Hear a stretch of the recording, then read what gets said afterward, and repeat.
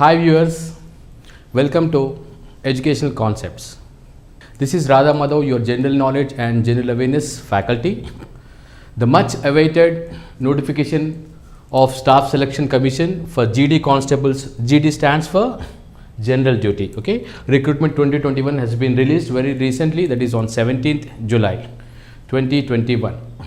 Now we are going to see that how many vacancies are there and what is the eligibility criteria, all the exam pattern, and what are the techniques to get through this in detail. రీసెంట్గా release అయిన ఈ staff selection commission జీడీ constable recruitment notification మొన్న 17th July 2021కి release అవ్వడం జరిగింది. దీంట్లో నేను general knowledge and general awareness teach చేయబోతున్నాను. సో దీంట్లో ఇవాళ మనం అర్హతలు ఏంటి, ఎలా చదవాలి, ఎగ్జామ్ సిలబస్ ఏంటి అనేది చూడబోతున్నాం in detail. See, if you just have a glance at this, the exam conducting body is Staff Selection Commission. అంటే మన కంట్రీలో we have got various recruitment bodies like you have UPSC, Staff Selection Commissions and State Public Service Commissions. So each one of them is assigned a task. So here this task of recruiting the constables of general duty is been assigned to Staff Selection Commission, which is a national body. Okay, so and the post name is constable. Post పేరు వచ్చేసి constable. మీలో చాలామందికి uniform service అంటే ఇష్టం ఉంటుంది. పిల్లలకి ఎట్లా ఉంటుంది generally uniform service. Okay, uniform సర్వీస్లో కానిస్టేబుల్ నుంచి కమిషనర్ వరకు they will have uniform. And uniform it has got some respect, valor, you can see all these qualities in uniform. So here police constable అనగానే మనకి ఏం గుర్తుకొస్తుందంటే ఇక్కడ ఏదో traffic police, law and order అని కాదు. We have got so many central government agencies, they are called as central police forces. అవేంటో మనం ఇప్పుడు చూడబోతున్నాం. ఆ సెంట్రల్ పోలీస్ ఫోర్సెస్లో రిక్రూట్మెంట్ కోసమే ఈ నోటిఫికేషన్ విడుదల చేయడం జరిగింది. సో ఈ పోస్ట్ నేమ్ వచ్చేసి constable.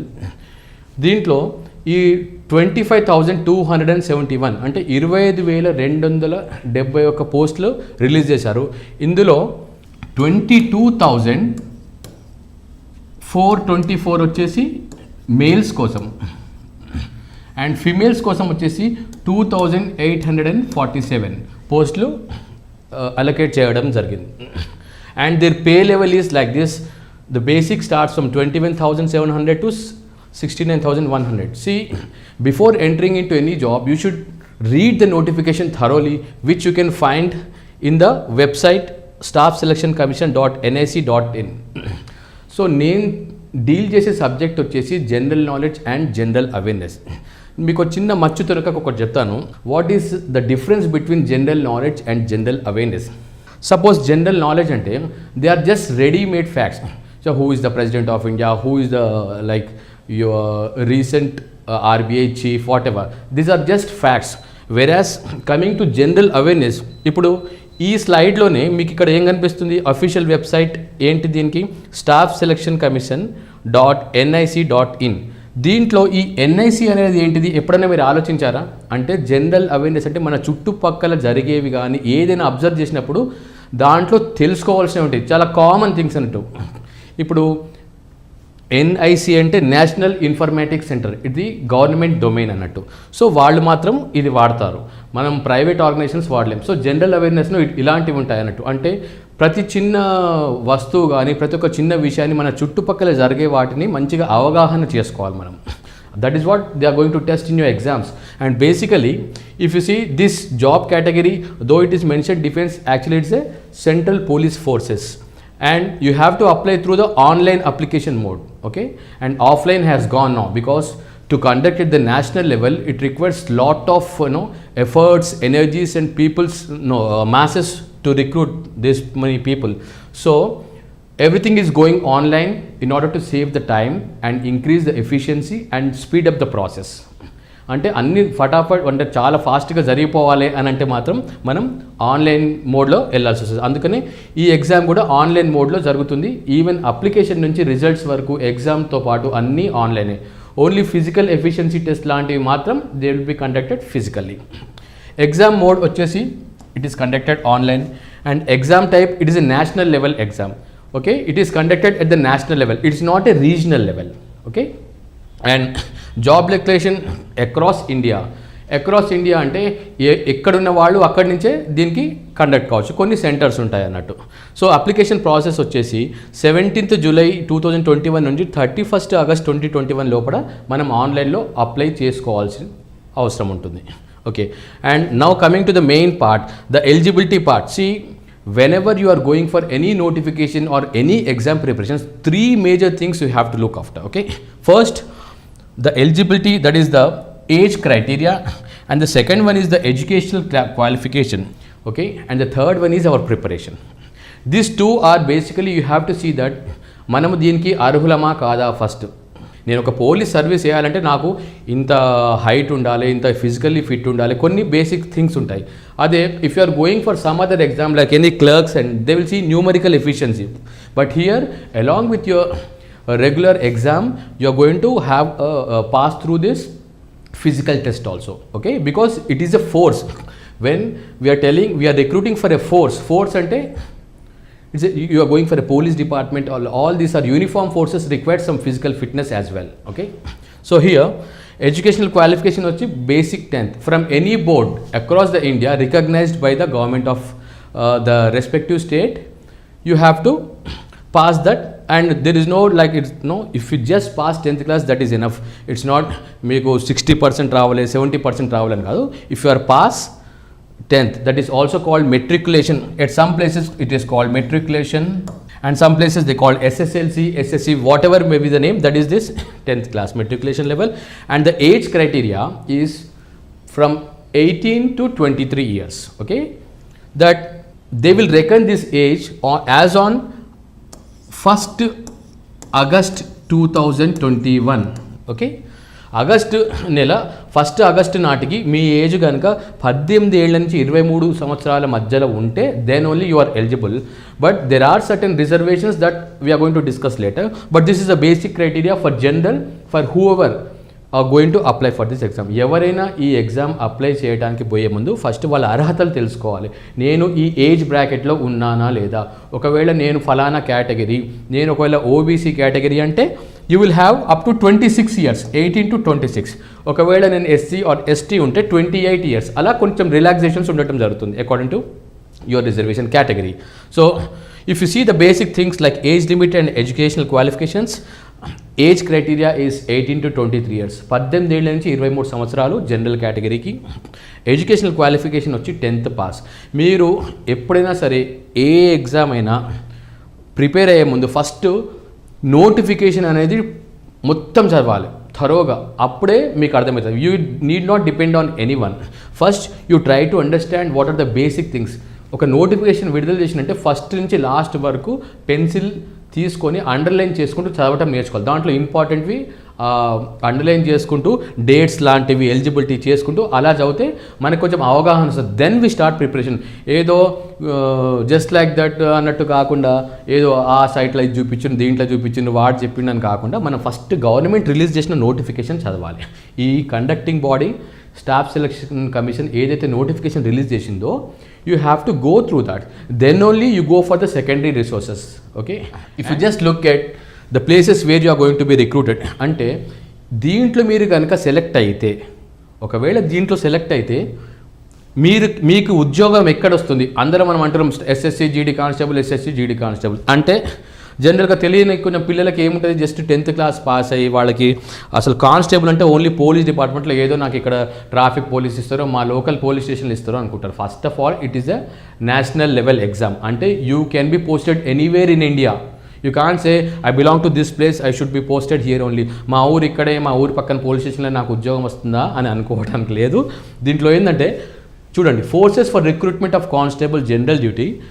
First one is border security force. Border security force అంటే మనకి ఏదైతే బార్డర్ ఉందో మన కంట్రీకి ఉన్న బార్డర్కి, ఆ బార్డర్కి మన నేబరింగ్ కంట్రీస్ కానీ ఇంకా దేనికైనా మన ఇంటికి ఎట్లయితే కంచె పెట్టుకుంటామో అట్లా these people are going to guard day and night. Day and night అనగా 24 hours డ్యూటీ అనుకోకండి, you will have shift system. Okay, so and you have a central industrial security force. What is this actually? Central industrial security force stands for, see, have you been to any major installations of government of India or airports railway and all మీకు ఎక్కడికెక్కడైనా పెద్ద central government ఇన్స్టిట్యూషన్స్కి వెళ్తే కానీ, ఒక బాబా atomic research సెంటర్కి వెళ్ళినా, డిఆర్డిఓకి వెళ్ళినా, ఒక ఎయిర్పోర్ట్కి వెళ్ళినా, మీకు అక్కడ ఎవరైతే ఫ్రిస్కింగ్ చేస్తారో, ఫ్రిస్కింగ్ అంటే మనం చెక్ చేసేవాళ్ళు, ఓకే, లోపలికి వెళ్ళే ముందు అన్నీ చెక్ చేస్తారు కదా మనని, వాళ్ళు సెంట్రల్ ఇండస్ట్రియల్ సెక్యూరిటీ ఫోర్స్ వాళ్ళు ఉంటారు అన్నట్టు, ఓకే. ఎందుకు వాళ్ళని ఉంచడం జరుగుతుంది? అక్కడ ఎలాంటి పార్షాలిటీ ఉండకూడదు. వచ్చేవాడు పిఎం అయినా కావచ్చు, ఒక కామన్ మ్యాన్ ఎవరైనా కావచ్చు, అందరినీ వాళ్ళు న్యూట్రల్గా అబ్జర్వ్ చేస్తారు. అంటే వాళ్ళు ఏం చేస్తారంటే they will not give any preferences, no biases, even they may be celebrities whoever, okay. అది సెంట్రల్ ఇండస్ట్రీ. ఎందుకంటే ఇప్పుడు అదే మనం అక్కడ లోకల్ పోలీస్ స్టేషన్ పెట్టినామంటే, అమ్మో ఈయన మా సర్పంచ్ గారండి, ఆయనని నేను చెక్ చేశానంటే ఆయన ఫీల్ అవుతారు, ఇలాంటివి థాట్స్ ఉండొద్దు. ఎందుకంటే this is related to our national security, because airport is the place where people from different countries barge in, understand. So అలాంటి చోట్ల you should have a neutral force, that's why we have central industrial security force, okay. And if you go to central reserve police force, you made be seeing what is CRPF. CRPF అంటే central reserve police force. For example, ఇప్పుడు ఒక రాష్ట్రంలో ఏదో some disturbance జరుగుతుంది, అక్కడ లిమిటెడ్గా ఒక 10,000 మంది పోలీసు ఉన్నారు, అది చాలా పెద్దగా చిలికి గాలివాన్ అయిపోయింది, అక్కడ ఫోర్స్ సరిపోవట్లేదు. అప్పుడు పోయి పక్కన పోయి కర్ణాటక వాళ్ళు కొంచెంమంది పోలీసుని అరవిస్తారా అంటే వాడు ఏమంటాడు, మా దగ్గరనే ఇక్కడ ప్రాబ్లమ్స్ ఉన్నాయండి, సారీ అంటాడు. అందుకని సెంట్రల్ రిజర్వ్ పోలీస్ ఫోర్స్కి మనం యూనియన్ హోమ్ మినిస్ట్రీకి చెప్తాం, మా దగ్గర ప్రాబ్లం ఉంది, ఫోర్స్ సరిపోవట్లేదంటే ఓకే మా కంటింజెంట్ని పంపిస్తాం, ఎంతమంది కావాలి వాళ్ళ ఖర్చులు చూసుకోండి ఇగోండి అని వీళ్ళని పంపిస్తారు. Understand, this is what is CRPF does. అంటే నేను మీకు ఫస్ట్ చెప్తున్నా, ఎవరెవరు ఏం చేస్తారని తెలిస్తే మీ లోపల ఉత్సాహం ఆటోమేటిక్గా వచ్చేస్తుంది. మీరు ఈ ఎగ్జామ్ కాగానే పోలీసులు అయిపోతారు. So Indo Tibetan border police, what is this stands for ITBP. Indo Tibetan border police అంటే ఇండియాకి టిబెట్కి ఉన్న బార్డర్కి ఒక సపరేట్ బార్డర్, అదొక ట్రీటీ తోటి ఉన్నది మనకి ఇండియాకి టిబెట్కి ఉన్న బార్డర్కి separate police. Next Sashastra Seema బల్ అంటే armed people, they will carry arms on the borders, okay. And you have national investigation agency. National investigation agency అంటే ఏంటి, ఇప్పుడు కొన్నిసార్లు ఏమన్నా టెర్రరిస్ట్ యాక్ట్లు కానీ బాంబ్ బ్లాస్ట్లు ఇలాంటివి జరుగుతాయి, అప్పుడు అలాంటివి కానీ ఏవైనా ఇన్వెస్టిగేషన్ అనేది ఎన్ఐఏకి అప్పచెప్తారు. ఎవరికి, ఇందాక నేను సిఐఎస్ఎఫ్ అని ఎలా చెప్పానో సేమ్ అలాగే ఏం జరుగుతుందంటే, ఒక నేషనల్ ఇన్వెస్టిగేషన్ ఏజెన్సీ అంటే ఈ కంట్రీలో ఎక్కడైనా ఏదైనా పెద్ద ఒక విధ్వంసం కానీ ఎలాంటిదైనా డేంజర్ జరిగిందా లేకపోయినా జరగబోతుందా అని ఏమన్నా వీళ్ళకి ఇన్ఫర్మేషన్ ఉన్నా కానీ ఈ బాడీ వచ్చేసి they are going to investigate impartially అంటే నిష్పక్షపాతంగా చేయడానికి ఇది చాలా ఎఫిషియెంట్ ఏజెన్సీ. సో ఇలాంటిది మీరు రీసెంట్గా ఒక నాగార్జున ఒక మూవీ కూడా వచ్చింది దాని బేస్ మీద, సమ్ వైల్డ్ డాగ్ అని అనుకుంటా, దట్ దీస్ పీపుల్ను బాంబ్ బ్లాస్ట్లు ఇలాంటివి వీళ్ళు ఇన్వెస్టిగేట్ చేస్తుంటారు. మీరు మూవీస్ చూస్తున్నప్పుడు చాలా ఇన్స్పైర్ అయిపోతుంటారు, okay I want to become this officer, but you don't know how to see yourself over there. So this is the way, by getting into this service through this exam, okay. And secretariat security force, you have got a secretariat to perform the government functions at the state levels and central level, but this one is with regard to the central level, okay. And next you have Assam Rifles, a different service, forces for recruitment of riflemen, general duty, Assam Rifles. You will also get recruited through Staff Selection Commission this exam to this. Now if you see the exam pattern, actually there are 4 levels. You have a first computer based test which is written, this is computer based test, and you have a physical efficiency test and medical test, etc. Okay, but we are going to focus on the exam based test because physical efficiency test and the medical test and later on this all know they are based upon you, like how do you perform physically. But this part what we are discussing here, ikkada manam discuss cheyaboyedi about written test, computer based test, that is. So it consists of 25 plus 25 plus 25 plus 25, total 100 questions. So they have classified into 4 sections. One is general Hindi and English. You may take Hindi or English, but it is conducted in English, this exam, to make a neutrality, because we have got diverse languages and cultures throughout our country. So we have Hindi and English, you can take in any one of this. And the second one is general intelligence and reasoning, Okay, you have general intelligence and reasoning, and the third one is elementary mathematics, and the fourth and the last is general knowledge and general awareness. See, all these things ఇవన్నీ కూడా మీకు matriculation లెవెల్లో ఉంటుంది. మీకు matriculation level exam అన్నప్పుడు మీరు 10th వరకు ఏదైతే చదువుకున్నారో దాంట్లో నుంచే ఇవ్వడం జరుగుతుంది, కానీ ఏదో ఇండియన్ పాలిటీ అనో ఇండియన్ ఎకానమీ అని యూపీఎస్సీ లెవెల్ ఆ హయ్యర్ లెవెల్ మీరు అట్లా భయపడాల్సిన అవసరమే లేదు. ఇంకోటి ఇక్కడ మీరు ఒకటి అబ్జర్వ్ చేసినట్టయితే చూడండి, each section has got 25 questions and 25 marks. Okay, that means 100 questions and 100 marks, and there is also an element of negative marking in this. Okay,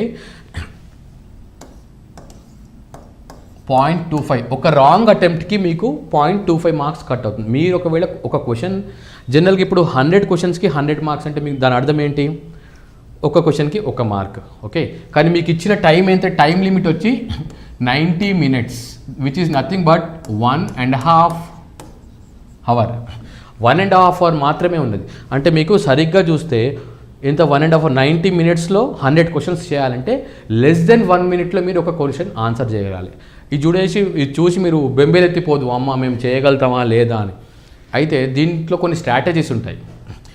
at least 40 to 50% questions వచ్చేసి మీకు ఎలా ఉంటాయంటే చూడంగానే టక్కున ఆన్సర్ చేసేయచ్చు. దానికి మనం ఏదో అప్లై, ఇప్పుడు వరల్డ్ ఎగ్జాంపుల్ WHO అంటే ఏంటి అని 4 ఆప్షన్స్ ఇస్తాడు వాడు. ఓకే, దాంట్లో వరల్డ్ హెల్త్ ఆర్గనైజేషన్ మనం క్వశ్చన్ చూడంగానే విత్ ఇన్ 5 secondsలో టిక్ పెట్టేయచ్చు. అట్లా ఒక 40-50 ఉంటాయి. మిగతా 40 or 50లో మీరు ఏం చేస్తారంటే దేనికైతే ఎక్కువ టైం తీసుకుంటుందో you just postpone it and you go it to the faster one. Like that you have to arrange these and all we are tips and all we are going to discuss in our next classes anyhow. So ఇక్కడ ఇది మీరు concentrate చేయాల్సిందంటే మీకు రాకపోతే వదిలిపెడితే problem లేదు, కానీ తప్పు పెడితే అంటే డౌట్ఫుల్ 90% డౌట్ ఉన్నప్పుడు వదిలేయాలి, ఎందుకంటే మీకు వచ్చిన దాంట్లో నుంచి వెళ్ళిపోతుంది. ఓకేనా, 0.25 అంటే 1/4 ఆఫ్ ద ఆన్సర్ మార్క్స్ వచ్చేసి మీకు కట్ చేస్తారు negative mark, wrong attempt. If you leave that question, ఇప్పుడు ఫర్ ఎగ్జాంపుల్ మీరు ఒక 60 క్వశ్చన్స్ అటెంప్ట్ చేశారండి. ఓకే, 60 క్వశ్చన్స్లో ఒక 40 రైట్ అయినాయి, 20 రాంగ్ అయినాయి. ఈ 40కి వచ్చేసి మీకు 40 మార్క్స్ వస్తాయి. ఈ 20కి 0.5 అంటే 5 మార్క్స్ మైనస్ అయిపోతాయి, అంటే మీకు వచ్చేవి 35 మార్క్సే. అదే ఈ 40 కనుక మీరు కరెక్ట్ కాన్ఫిడెంట్గా పెట్టి ఈ రాంగ్ పెట్టకుండా ఉండుంటే మీకు ఇక్కడ 40 ఉండేవి. మీరు అటెంప్ట్ చేసినవి తక్కువైనా పక్కగా తెలిసినవి పెట్టినప్పుడు మీకు 40 మార్క్స్. అర్థమైందా? అంటే నేను మొత్తానికి క్వశ్చన్ వదలమన్నట్లేదు, మీకు 50-50 ఛాన్స్ ఉన్నప్పుడు అటెండ్ చేసి, కానీ చాలా వైల్డ్గా ఏదో ఒకటి పెడదాం అని మాత్రం అస్సలు పెట్టకూడదు. సో దాంతో మనకి సీరియస్ క్యాండిడేట్స్ ఎవరో అనేది తెలిసిపోతుందన్నమాట. So I hope you have got this, you understood this part, right? Next, we'll move to the next slide. And now we are going to discuss about the exam pattern, like in general knowledge and general awareness, what are the topics they are going to ask. As I mentioned earlier, see, there is a difference between general knowledge and general awareness. When I say general knowledge, it is about facts. How far you are aware of the facts, okay, which you are going to remember. Like for example, there is a very small thing, it looks like very small, but the only thing is it's a bulk of facts. See, you know the states and capitals. They will not randomly ask what is which state, which capital, like that. What they are going to see, recently whichever state is in issue in news, which is hitting the headlines. ఏదైతే రీసెంట్గా బాగా ఇప్పుడు కొండ చర్యలు విరిగి పడ్డాయి, ఏదైనా దగ్గర ఫ్లడ్స్ వచ్చినాయి, మహారాష్ట్రలనా ఉత్తరాఖండ్, అట్లాంటి వాటికి సంబంధించి రీసెంట్గా జరిగినప్పుడు న్యూస్ పేపర్లో ఏదైనా ఒక ప్రాముఖ్యత కలిగి ఉన్న అంశాలను మాత్రమే తీసుకొని దాంట్లోవే పికప్ చేస్తారు మోస్ట్ ఆఫ్ ద టైం. ఏదో ర్యాండమ్గా ఈ స్టేట్ ఎంత, స్మాలెస్ట్ స్టేట్ ఎంత, లార్జెస్ట్ స్టేట్ ఏంది, దాని క్యాపిటల్ ఏంది, అది only some part. But most of the time రీసెంట్గా ఏదైతే న్యూస్లో ఉందో దాని మీద మనం ఫోకస్ చేయాలి. యూ షుడ్ నో, మొత్తానికి మనకు అన్ని మన స్టేట్స్, క్యాపిటల్స్, యూనియన్ టెరిటరీస్ అన్నీ తెలిసి ఉండాలి. ఇలాంటివి మనం ఫోకస్ చేయాల్సి ఉంటుంది. Next same like that countries and capitals. And art forms అంటే నృత్య శైలిలు, music gharanas, dance forms, Bharatanatyam, Kuchipudi, Mohiniyattam, okay, like different kinds of dance form, Manipuri, Kathak, ఇవి ఎక్కడెక్కడ దీంట్లో రినౌండ్ ఆర్టిస్టులు ఎవరు దీంట్లో మంచి ఫేమస్ ఆర్టిస్టులు ఎవరు, అది కనుక్కున్నది ఎవరు, అది ఏ రాష్ట్రానికి చెందింది, ఇలాంటి క్వశ్చన్స్ కూడా మనకి ఆర్ట్ ఫామ్స్లో వస్తాయి. అది మ్యూజిక్ కావచ్చు, డ్యాన్స్ కావచ్చు, పెయింటింగ్ కావచ్చు, స్కల్ప్చర్ కావచ్చు, anything it can be. And also Indian geography అంటే భౌగోళిక అంశాలు, okay, something related to geography. They may ask you, for example, what is the southernmost tip of Indian mainland? Southernmost అంటే మన దక్షిణానికి ఉన్న పాయింట్ ఏది, ఇండియన్ మెయిన్ ల్యాండ్ అంటే it is not island, see that is Kanyakumari. If they ask you Indian mainland అనకుండా only ఇండియాకి దక్షిణ tip ఏంటిది అని అంటే that is Indira point in Andaman Nicobar island.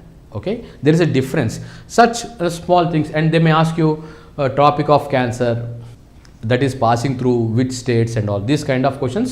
A basic geography can be asked, and later they are going to focus on who's who. See, they may ask you who is the RBI governor, or they may ask you about just the presidents and prime minister. They are not going to touch upon this. They are going to ask the famous personalities. They may be from a cine field, a film industry, or from medical or political heads, okay, or organisational heads. Okay, whose who అంటే ఈ ఆర్గనైజేషన్కి head ఎవరు, ఈ ఫీల్డ్లో దీనికి head ఎవరు, అలాంటి questions కూడా అడుగుతారు. Then they comes the abbreviations అంటే మనకి they will just give you RTO అంటాం. మనం జస్ట్ అరే ఆర్టీఓకి వెళ్ళి లైసెన్స్ రెన్యువల్ చేసుకుందాం, మనం వెళ్ళి లైసెన్స్ తీసుకుందాం అంటారు. ఆర్టీఓ అంటే ఏంటి actually we should know. Regional transport office జనరల్గా మనం వాడుకలో ఉన్నది. ఇప్పుడు ఇందాక నేను చెప్పాను ఎన్ఐసి అని మన వెబ్సైట్లో డబ్ల్యూడబ్ల్యూడబ్ల్యూ అంటే ఏంటి, వరల్డ్ వైడ్ వెబ్. ఇప్పుడు లాస్ట్ టైం ఒక క్వశ్చన్ అడిగాను, వాట్ ఈస్ జిఎస్టీ అని ఒక 4 ఆప్షన్స్ ఇస్తారు. దాంట్లో ఏంది goods and service tax. Okay, goods and service tax అనేది మనం we have to select. So these are the simple things. Okay, you understand. So these types of questions comes under abbreviations. And books and the authors. In the recent past, what are the famous books and the authors, their names they may ask you, and basics of historical events. Okay, like from when is this constitution has come into existence. మరి చిన్నపిల్లగా 1947 మీకు independence ఎప్పుడు వచ్చింది అలాంటి questions అడగటం అని కాదు. Like they may ask you basic historical events like this. And first and superlatives అంటే first moon మీదకి కానీ, ఓకే, చంద్రమండలం మీద ఫస్ట్ అడుగుపెట్టిన వాడవరని అలాంటి క్వశ్చన్స్ కానీ. సూపర్లేటివ్స్ అంటే highest mountain peak or tallest mountain peak ఏంటిది, ఒక మౌంట్ ఎవరెస్ట్, ఇలాంటివి. అంటే అతి చిన్నది, అతి పెద్దది, అతి పొడవైనది. Okay, questions like these are called superlatives. Okay, you may be asked questions on superlatives. And sports, they may ask you questions on sports of famous sports persons, and this time you may focus on Olympics because yesterday only Olympics started in Tokyo. There are chances that they may ask some questions from the Olympics. Especially they will focus on what are the categories Indians have participated. మన Indians participate చేశారనేది ఒకటి, plus ఏమైనా పథకాలు గెలుచుకున్నామా లేదా, famous sports persons. అలాగే all over world top medal Tally ఎవరి దగ్గర ఉంది, ఏ కంట్రీకి ఎక్కువ మెడల్స్ వచ్చాయి, అట్లా అలాంటి క్వశ్చన్స్ అడుగుతారు. ఎక్కువ డీప్కి వెళ్ళరు, ఫస్ట్ సెకండ్ థర్డ్ ప్లేసెస్ ఏంటి, ఎంత స్కోర్, అలాంటి క్వశ్చన్స్ వెళ్ళరు. జస్ట్ ఏవైనా హైలైట్స్ ఉంటాయో అవి మాత్రమే అడతారు. Next diseases and vitamins. C vitamin deficiencies and the diseases caused by them. And inventions and discoveries, ఏవైనా కొత్తగా కనుక్కున్నారా, పాతగా. ఇప్పుడు వెనకట అడిగేది టెలిఫోన్ ఎవరు అంటే గ్రామ్ బెల్ ఇలాంటివి. ఓకే, గెలీలియో, టెలిస్కోప్, అట్లా కాకుండా రీసెంట్ డిస్కవరీస్ ఏమైనా జరిగినాయా అట్లాంటివి. Plus basics in science. So you may take basics in science అంటే మనకి బయాలజీ, ఫిజిక్స్, కెమిస్ట్రీ ఈ 3 ఉన్నాయి సైన్స్లో. అంటే మీకు చిన్న ఎగ్జాంపుల్ చెప్తాను ఎలాంటి క్వశ్చన్స్ అడుగుతారు దీంట్లో అంటే, what is the pigment that which is present in a green leaf which gives it that colour అంటే ఏమంటాం మనం, క్లోరోఫిల్. సో ఇలాంటి basic things they are going to focus upon. So this is what is about general knowledge. It's just you should know what is what. And if you see this general awareness, see, I told you there is a difference between general knowledge and awareness. Awareness is what you should be aware of what is happening around you. అంటే మన చుట్టూ ఏం జరుగుతుంది అనేది మనం ఏదో కళ్ళు చెవులు అన్నీ మనం ఎప్పుడు తెరిచే ఉంచుకోవాలి. రీసెంట్గా అందరి నోట్లో వచ్చే మాట ఏంటి నోట? కోవిడ్. ఎవరిని అడిగినా ఇప్పుడు కోవిడ్ ప్రస్తావన లేకుండా ఏ ఇంట్లో అసలు పూట గడవదు. ఇప్పుడు మనమైనా శానిటైజరు, మాస్కు, డిస్టెన్సు, వ్యాక్సిన్, ఈ మాటలు ప్రతి ఇంట్లో వినపడేవి సుప్రభాతం లాగా. ఇప్పుడు పొద్దున్న లేవగానే మనం ఇప్పుడు ఏవి తెచ్చుకున్నా కాడ ఇవన్నీ ఒక 3 years బ్యాక్ ఇవన్నీ ఉండేనా? లేవు. But this is a change, drastic change. So you should be aware. Like just if they say, if they give you for example Covishield is related to అని ఒక క్వశ్చన్ ఎగ్జాంపుల్ చెప్తున్నాను. Covishield is related to అని hospital or university, okay, or it is a vaccine and something else. So you should be aware of that. Covishield or Covaxin, okay, and Sputnik, these are the vaccines, okay, just basic thing, these are vaccines, like that.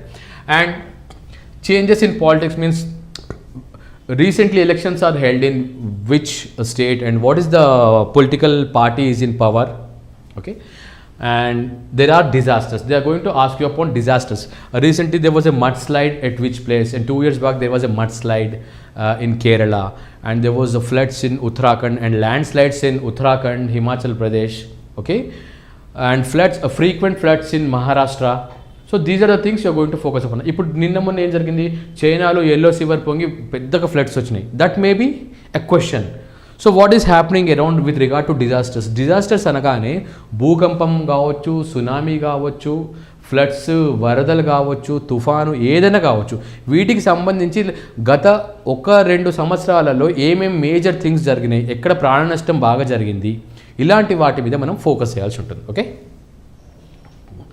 And coming to this Constitution of India, see, you might be knowing that Constitution of India is a part of Indian polity. Okay, there are 395 articles. Actually, when it has come into existence on 26th January 1950. Okay, there were 22 committees which sat as a form of a constituent assembly, and they have written down this constitution, which is the bulkiest in the world, bulkiest written constitution in the world. Okay, so we can see about this constitution basic things like how many articles are there, or maybe they may focus on fundamental rights, because that part was covered in up to 10th class. Whatever is covered, that can be asked. They are not going to ask you in detail, how is the parliament, how does this parliament runs, or the other things, what is a constitutional body, what is a non-constitutional body. They are not going to ask them. రాజ్యాంగానికి సరిపడ basic things మాత్రమే అడుగుతారు. అంటే ఎప్పుడు అది ఫోర్స్లోకి వచ్చింది, ఎన్ని articles overall, or fundamental rights ఆర్టికల్లో ఈ ఆర్టికల్ ఫలానా ఆర్టికల్ దీనికి సంబంధించిందా, ఈ పార్ట్ దీనికి సంబంధించిందా అని కానీ. Okay, and what are the basic organs of the government, legislative, executive and judiciary, అట్లా. So basic things they are going to focus upon this constitution of India. And you can see the science and technology part here. What are the recent developments, how many satellites we have sent, and what their commercial satellites are related to defense, and any development in these missiles technology, all the science and technology developments will have related to defense and other satellites. In defense you may have weapons and all these things. All these things comes under science and technology developments. And they may ask you, very basically like international organizations and their where are their headquarters. That may be World Health Organization or International Monetary Fund, etc. And finally you can see the awards part. In the last year, who got this Nobel Prize, in what are the categories they are going to give this award, and who got this award. They may ask the country name or the scientist name. And also Indian awards like Sahitya Academy